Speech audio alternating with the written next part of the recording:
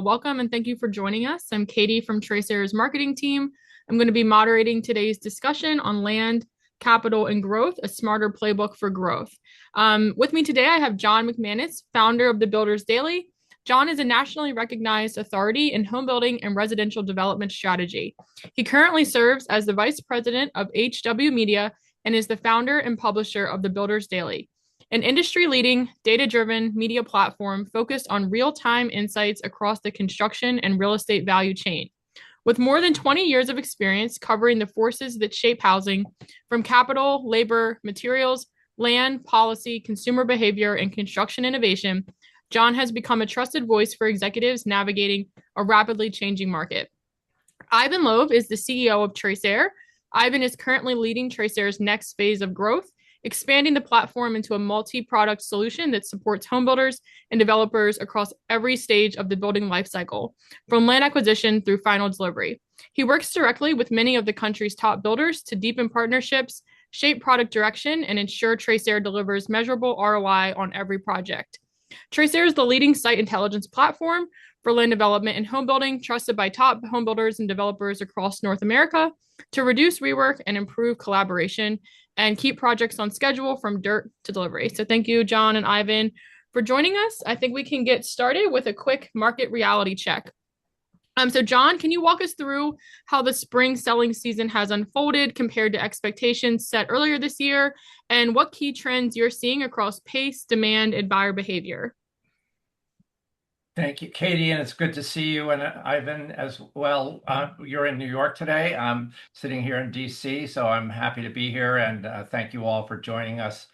I think with apologies to Charles Dickens, one might call it the current marketplace a tale of about 19 cities, because wherever I talk with a home builder, depending on what customer they're serving, what marketplace they're in, there could be a very, very sharp contrast in their mood, their expectations, their feeling either that it's a very strong year from the standpoint of what their business is, or a grind. So I think a way to frame this conversation is that home builders are currently operating in a market that's neither broken nor booming. It's hard to make an argument against a reality in which demand does exist and it's strong. Households still need homes, and that applies to almost every context, even including urban, suburban, and rural. We hear about that all over the place. Existing home inventory, on the other hand, remains constrained, continuing to create opportunities for new home sellers. But affordability remains punishing. Financing costs remain stubborn. Consumer confidence is fragile, and the margin cushion builders once had has largely evaporated. Negative net earnings, I hear that everywhere. So this becomes a very different operating environment. In a market like this, the winners are not necessarily those with the largest land positions or the most capital. They're the ones that execute best. And the clearest real-world measure of best execution in home building is throughput, how effectively and predictably an operator or organization converts land, capital, labor, materials, customer demand, and decision-making into finished homes, well-satisfied buyers, and cash flow. When sales are slower, every sale matters more. When margins are compressed, every operational miss matters more. So both margins and margins of error are more punishing these days. So this is a period where discipline meets optimism. That's how I would answer the reality check for the moment, Katie. Mm-hmm. Yeah, that's great. I know you touched a little bit on affordability, but where are you seeing the biggest shifts and challenges since January, particularly around affordability, incentives, and overall pricing strategy? Yeah, well, earlier in the year, a lot of operators hoped that lower mortgage rates would create stronger spring selling. That did not materialize. Instead, what we got was a market that's holding together but unevenly. So what I think has changed most is buyer psychology, and the issue isn't just monthly payment math. It's really about uncertainty. So if builders feel uncertain about rates, jobs, income security, inflation, geopolitics, or whether prices may soften further, they tend to pause, and that pause for a throughput business is really the enemy. So builder sentiment starts to reflect this. The home HMI NAHB home builder sentiment index of about 34 tells you that operators broadly view conditions as challenging, very difficult. Buyer traffic at 22 tells you that even when demand exists structurally, converting that into committed purchases is very, very hard. I talked to equity research analysts that cover the public home builders, and Trevor Allenson, who works for Wolf Research, does a private builder survey, and his survey this morning showed that April orders were down about 20% month over month and worse than historical seasonal norms. Now that's important because it tells us public builder commentary about resilience doesn't fully describe what's happening across private operators. Again, a tale of many, many places and price points and positions. So the point is that scale helps, capital helps, but there's a weight on the marketplace in terms of jitters amongst would-be buyers. And one counterweight worth remembering is that existing home inventory remains constrained. So that's a support beam underneath the new construction demand. If resale inventory were normal, this conversation would be a lot uglier. So what are the signals? And we'll sort of move now to the next slide where we're talking about the earnings signals of the public builders and what they kind of advise. Yeah. So how do these signals change or reinforce your outlook for the housing market for the remainder of the year? Well, we've got public builder orders that are showing some increases, so that's a positive. Absorptions are down on a community by community basis, and sales per community per week and month. Deliveries are down significantly, double digits. So the sales are happening, and this best signals from earnings is that really demand is there. What's missing is urgency, and so it's all about adaptation, agility, nimbleness, and sharper than ever customer by customer focus. Builders are starting to behave differently. Everyone's talking about incentives. Incentives of roughly 10 to 14% of sales are the sales price among public builders. That puts pressure on margins. The private builders are making those incentives offers and using their profit margin as a shock absorber, a lever to drive what sales they can get. So, and then finished spec inventories are coming down materially. So there is the beginning of signs of a scarcity effect that makes it so that new home sales that come online now are going to meet with a little bit more interest, traffic. And that's one of the most interesting shifts right now. As spec clears, some operators are now rotating back into build to order. So that's one of the tactics we're seeing. They're trying to drive value on their sales rather than just pace. So it tells me that the industry is trying to regain some agency, some control of their system, and try to work their profit margins back up. So the market isn't rewarding so much aggression right now; it's rewarding precision. Awesome. Okay. I know you just hit on some of this as well. How margin pressure is changing the game, and I know you talked a little bit about adaptation. I don't know if you want to add some more on how builders and developers are adapting their strategies to balance price, pace, and margin pressure in today's home building environment. Yeah, well, Katie, that really comes down to this focus on throughput and operational excellence because the levers that a firm, an operation, an organization, a team can have are all about improving their internal what they can control so that they can be more adaptable to the pressures. So if your gross margin had been in the mid 20s, it's now 20 or lower. It means that every single part of the end-to-end building life cycle needs to happen better. Okay, so every bad handoff matters, every missed inspection matters, every unnecessary uh, development, horizontal development expenditure matters. Every rework or warranty work matters extremely in a margin squeezed environment. So all of those things, including delays, are where there have been some great improvements among operators, and that's really where there's definitely some signs of companies doing what they do when things slow down, which is they improve their systems, their people at every part of the cycle in the field and offices, because it means that velocity is about they can achieve time savings, and that is a very important to achieve that throughput. Velocity is cash conversion. It's lower interest carry.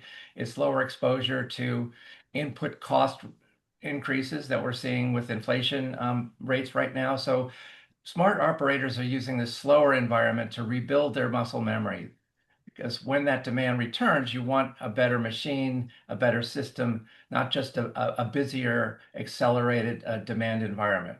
So this is the time when the great operators we've seen through cycles up and down, where they really sort of come to their leadership positions repeatedly in the cycle. Mhm. Yeah, that's great. If you had to pick just one adjustment that you think builders who performed well in Q1 are making differently now as they head into the rest of spring and into summer, what would you say that is?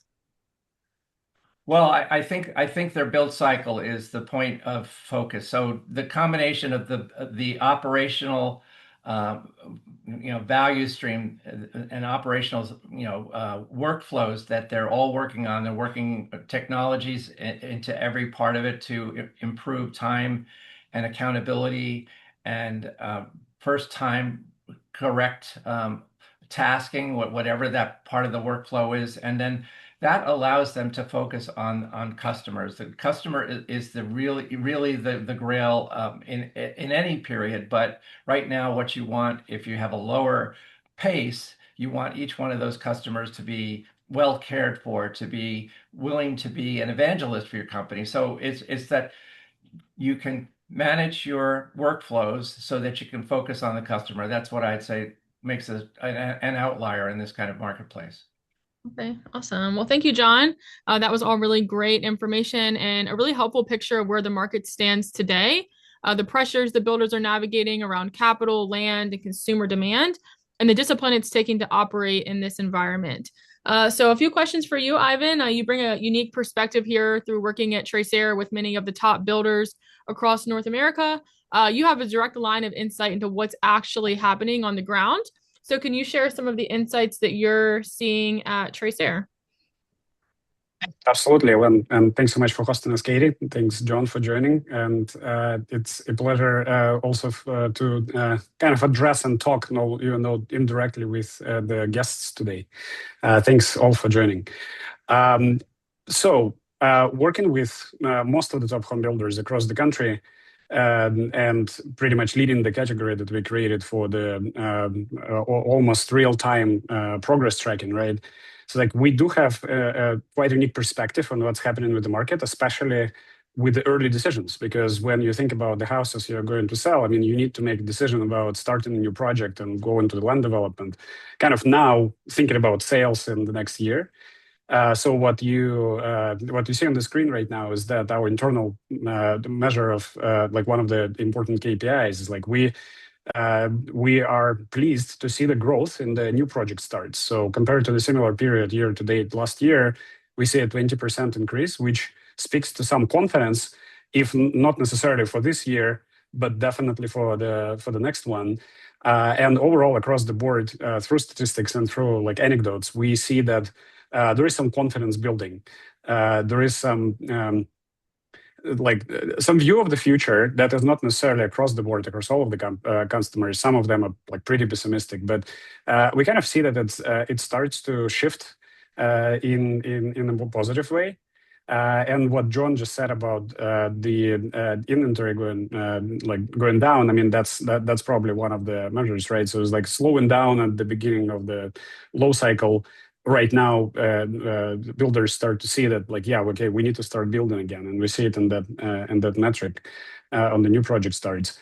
Another big trend that is kind of makes sense, but I would say I was a bit surprised at the beginning. It's more like, as usual, the hindsight thinking. But it's like we see more interest from the corporate management as to the tools that our divisions are using, right? Like normally, the divisions are operating pretty independently. They run their own P&L. They need to drive return on investment. And except for maybe a limited number of solutions that are really company-wide, like ERP and the like most of the tools that the division would need or the project team would need, they would decide for themselves. And I'm talking about tools like in the technology space, which I represent, of course. But so what we see these days is that more and more corporate managers, they start looking at what are the best practices, like what the divisions are using and successfully using to increase the visibility and reduce the cost overruns and the schedule delays, and that is resulting in more conversations about the standardization and spreading the best practices, like scaling it up across the whole company. Again, in a way that still leaves the decision to the division management, but with a significant drive coming from the top. And to my mind, like we see it from across the board. We see it with regional builders. By the way, the regional builders and sometimes even local ones, I often see them at the top of the innovation curve. But now we see the big guys joining the games, like from the top 20. Some of the customers that we have been working on over the years, but pretty much gradually growing, naturally growing from project to project, division to division. Now it's supported by the interest and attention and focus from the corporate, so that we it's kind of like our internal TraceAir story, but at the same time, I think it's a trend, right? When you are margin constraints and you have much less tolerance for the surprises, like whatever gives you the visibility, it's something that you would like to see across the project portfolio, right? Across the dividend portfolio. So that's another trend we see. Okay, awesome. Ivan, I know in the past and over the years, you've mentioned that the core problem in home building has always been unpredictability on site. And I know you just touched on that a little bit. But in today's market, there's no margin buffer left to absorb surprises. What used to be an inconvenience is now a margin event. Classic pain points like moving dirt wrong, rework, delays haven't gone away. So how does site intelligence help with that? And at what point can site intelligence really make a difference? Yeah, thanks. That's a great question. And first of all, it's important to understand that the unpredictability is not going away. It's especially when it comes to the land development site work phase, you're dealing with dirt, you're dealing with a lot of unknowns just by definition. I think what is changing, and that would be actually a couple of different perspectives. Like one is that in the past, I don't know, like a 5-10% cost overrun on earthworks, or like a 2-week delay on the pad release, right? That would be still painful, but it's like the rise in home prices would absorb it, right? It's like, I mean, okay, well, that's painful, but okay, let's go, let's continue. I think that buffer is gone. It's like all of the surprises, they come straight out of net margin, and John just elaborated extensively on there is no such thing anymore. I mean, for some of the builders, or at least it's very thin. Now, in addition to that, some of the builders already finished the cycles of efficiency improvement. They are running leaner teams, and with that, now imagine you're working with fewer people, managing the portfolio that is still significant, and you have zero tolerance for surprises. So in this case, this is what I think where the site intelligence that our company delivers, but it's not just us, right? Like in general, just the general concept of the site visibility becomes essential. The second part of your question, Katie, was about when it's the best to intervene. I mean, ideally at every stage. So you do it while you're choosing the site at land acquisition. You do it before you start like moving dirt. You do it after the grading is done, like once grading is done, and like you're moving into the vertical, and even throughout the vertical, right? But well, honestly, like the grading phase, you are moving not just the dirt, but you are moving probably the biggest dollar amounts per day. And then if you miss something, that the problem compounds. Like it's the again what I already mentioned on the cost overruns and the schedule delays. It just becomes like unacceptable, right? And this is what we see. And connecting that to the previous trend I mentioned, the attention from the corporate center to like what are the divisions are using. It is, I think it can be illustrated. One of the points that one of our big clients, one of the top 20 home builders recently shared with us is like, look, guys, we are like fighting for like every dollar of the cost at the vertical, and we are like sometimes like achieving success by reducing the cost of like a buying one element of the house construction is like $10, right?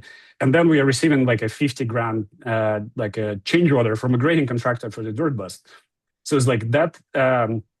That problem has always been there. Connecting it with the tolerance going to zero, I think this is just becomes increasingly more important to have the system very early on throughout grading, and then have the continuity so that you can like and see at any point there still may be some surprises, but at the same time we don't know exactly when it happened and like which of the trades actually did the good job and like where the mistake happened. For the builders, I mean, it's the truth is like if one of the trades made a mistake, they have to fix it, and that saves their margin. Mm-hmm. Yeah, that's a great segue into my next question. With so much of execution and success depending on the trades, what does it look like to give them the visibility and the data they need to make better decisions? And why does that matter now more than ever before? Yeah, no, that's a good one. I mean, I'm tempted to say the same thing that I would say even if you asked me 3 years ago. So it's like the ability, the opportunity, like if your trades are able to look at the same information as you as a developer, as all of your consultants, right? Like you're on the same page. It's not like one company is running one set of information and making their decisions. Like another stakeholder is doing the other thing, and then they're arguing like which data is right. So looking at the same information and being able to make sense of this data, which raises the question of the user friendliness of that, right? This is like it's not like everyone on the project team can use CAD. It's a powerful tool, GIS tools, right? But the point is like that old wisdom of everyone being on the same page and the importance of that. I think right now it's also amplified by the fact that there is much less work available for trades. I think it's not necessarily the importance of them to look at the same information. It's like their willingness to do that, right? Because it's not like they just can go and like serve another builder across the street. Less work available. They need to feed their crews and still need to make profits as businesses. So in this case, like they're much more open to collaborate. And I think it's a great momentum to actually go and implement the change because the change is difficult. Like at any time, the change is difficult. When the times are hard, surprisingly, there is a natural push for a change, and people are much more open to that. So I even though it's a tough market for everyone, for our customers and for us, I kind of welcome that opportunity to look at some of the things, both for us internally as a company, and like I welcome that on the customer side. The opportunity to look at what have been done like in the same way for years and then like go and redo it. And John just mentioned and like pretty much framed it perfectly in a way is like that's a good time. It's maybe a bit slower. Now you need to implement the changes so that once the market is up again, you're ready for that and you can execute at a different level of efficiency. But yeah, I mean, just like anecdotally, like thinking about the type of the work that we do, and sharing that with our audience, a grading contractor working with a geotechnical engineer, verifying the grades, looking at the whatever the remedial grading that should be done, them collaborating like between each other, that pretty much saved the time, right? Like the leaner teams that I mentioned on the builder side, like they don't have to manage all of the separations; they can happen at the same time. So there are much fewer bottlenecks in that matter. And I mean, to my mind, like all of this combined, it's a really good atmosphere, and it's the atmosphere and the environment for this change to happen. Yep. So kind of pulling it all together between acquisition all through delivery, where are the most valuable checkpoints for catching issues before they compound and become costly? Uh, yeah, so I briefly touched on this already, but I mean, of course, before you even committed to a piece of land, right? Like doing the additional assessment on land, understanding what's going on there on this side, like maybe tightening the estimates on the dirt cost. Like the earliest you can start getting this, the better. Also looking at at what's happening in this neighborhood, like what are the builders doing, right? So this information available from some of the other solutions, and we are building more products to help our customers with that early on. Then the understanding the dirt balance once you committed to the site and you like working on the plans, just verifying this like the site balance, right? It's like making sure that what you have from whatever topo you had in the past, it's still accurate, it's still relevant. Potentially, maybe if the significant vegetation is there inside, checking it with the lidar, right? Like making sure that you really know top of dirt and that what you're about to move. Then the next checkpoint would be the post-mass grading, the handoff from the land development to the vertical team. Anecdotally, through the years, heard so many times from our customers is that no matter how well you try, there is always some excess of dirt even after the pads are on grade. There are spoils from utilities, from the foundations, and like accounting that is super important. And having this clarity, right? Not just from the perspective of the like pad certification, what certification that is not a requirement in every state, but actually like doing it for the internal check. Yes, it's ready. Let's move on. And if you wanted to leave it a bit, low because it's like you want to account for the spoils, it's like just knows precisely what to do, right? So that's the next one. And then going into the it's like after verifying the as builds, like still being like checking what's happening while the vertical construction is happening with like a few checkpoints. I think it is super important, and something we are not actively helping with yet, only just a selected number of cases. But there is a lot of value even at the sales and marketing stage. I mean, there are a lot of battles there right now to make sure that you can attract the customer. And some of the information that is available for the construction progress tracking, like high quality visuals and some of the stuff that the customer may appreciate after or before committing to the purchase in the house. I think that's another one. Okay, awesome. Okay. As John mentioned earlier, speed and efficiency matter now more than ever.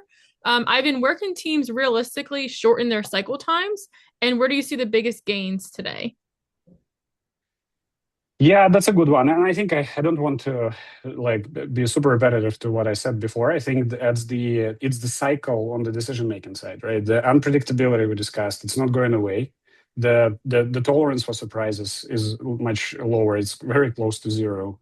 So how much time does it take you to like discover the problem, quantify the problem, like, get all of the information, you make a decision and then go execute that and check if it's correct, right? Like all of the cycles on the decision making side, even though it sounds like obvious. I mean, people have been building houses for like hundreds of years, but there's still a lot of room for improvement. So to my mind, that's probably the biggest like kind of single advantage I would mention on that front. And but I love the slide, by the way.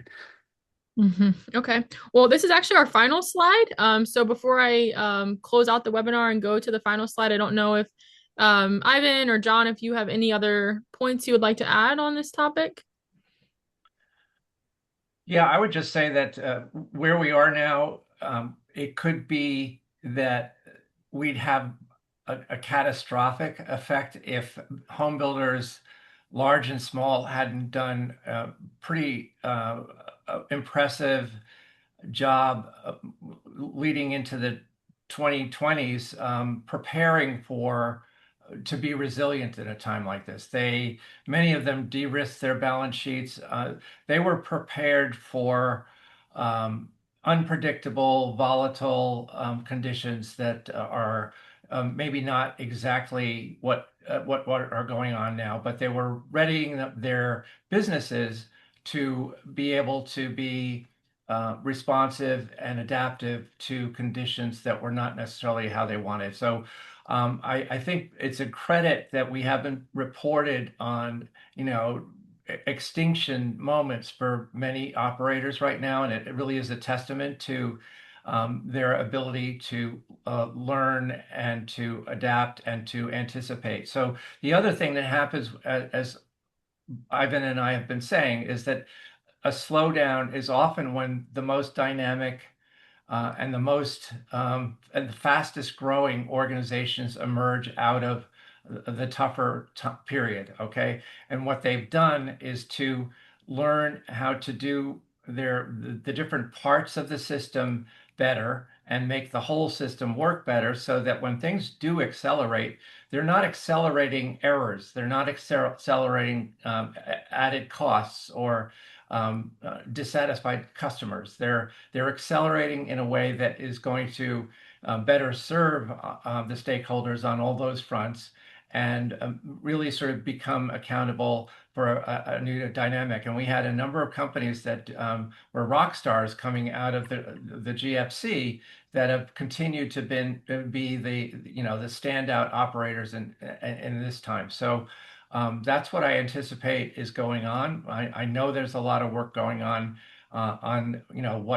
what home builders and their teams can control, and so this is what we've been focusing on today. Great. Any final thoughts from you, Ivan? Uh, Probably just to repeat, probably one of the most important things in this for me, and I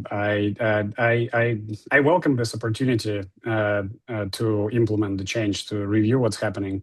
It's actually kind of surprising that we're like 33rd minute of the webinar. We haven't used the word AI yet. Of course, it's a big topic across all of the sectors of the economy. We hear it more and more from the developers and builders. It is actually heartwarming. We see some of them are like pretty far along on the path of the AI adoption, and at the same time, like as big as the change it is, there are other changes that are overdue, like for the implementation. And so, welcoming and embracing this opportunity to look at your business, at the processes with different eyes, and have the willpower to do it and implement it, and have the time, honestly, to do that too. So I think it's a difficult time. It's a good time though at the same time. Awesome. Okay, well, I will move on to our final slide here. So I want to thank everyone for joining us. We hope you walked away with some new insights and a few new ideas to bring back to your teams. Everyone who registered and attended today's webinar will get a follow-up email with the recording. If you have any questions for John or Ivan or either of their teams, you can simply just reply to the email and we'll make sure that gets answered. To stay connected, be sure to follow TraceAir and the Builders Daily on LinkedIn. And if you scan either of these QR codes, it'll take you to those respective websites, and you can subscribe to both of those newsletters for ongoing industry insights and to make sure that you're in the know for our next webinar. So I think that's it. And after you click out, you'll get a short pop-up survey. If you could fill that out, that would be great. And otherwise, thank you, John. Thank you, Ivan. And we will talk with you all soon. Great job, Katie. Thank you. Thanks, Thanks, guys. Thank you, Katie. Thank you, John.